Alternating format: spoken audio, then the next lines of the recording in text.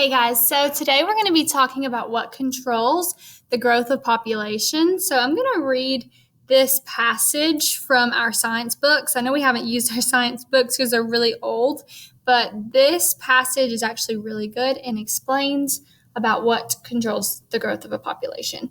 So let's just start reading and you guys can follow along with me. How much do living things depend on conditions in their environment in order to survive? Certain factors control the growth and survival of living things. What do these factors include? A dry wind howls across the prairie. The hot sun bakes the ground below. No rain has fallen in days. Grasses have withered. Plant-eating insects have gone hungry because there's no plants, right? High in the bright, cloudless sky, a hawk flies one way and then another. Its sharp eyes sweep over the barren land below. An unsuspecting deer mouse scurries along the ground in search of an insect. The mouse's tan fur blends in with the dusty soil, but its movement gives it away. The hawk tucks in its wings and dives like a falling rock. In a flash, its talons grab the mouse. Hidden in this story are clues to how the size of a population is limited.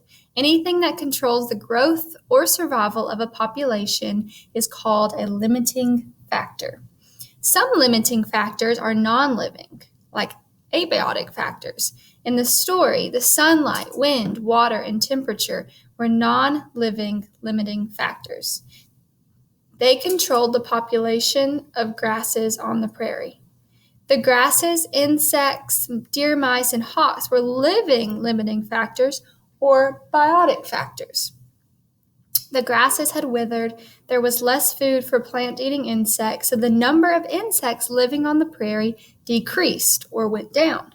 That meant there was less food for the insect-eating deer mice. The deer mouse population was also limited by the hawks, which are predators. The number of predators in an ecosystem affects the number of prey. The number of prey in an ecosystem can also determine how many predators the ecosystem can support. If there were few hawks, the deer mouse population might stay steady or even rise. More hawks, however, mean fewer deer mice. Hawks compete with other predators like coyotes and raccoons.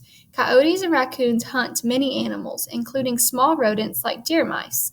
Coyotes and raccoons also compete with each other for food, water, and places to live. The population that wins such competitors is likely to grow. However, even a growing population faces problems. Its size will soon limit its own growth. The organisms in the population will become crowded. They will have to compete with one another for food, water, and shelter. Some will die. Eventually, there will be enough resources for the number of organisms that remain. The maximum population size that the resources in an area can support is called the carrying capacity. So that is all we're going to read about today. With limiting factors and carrying capacity are your main two vocabulary words. So we're going to go back over those. So anything that controls the growth or survival or like decrease of a population is called a limiting factor. The maximum population size that the resources in an area can support is called the carrying capacity. Okay, those are your two vocabulary words that you need to focus on. All right, that's all I have today about limiting factors and carrying capacity. So make sure you answer the questions that follow. Thank you. Bye.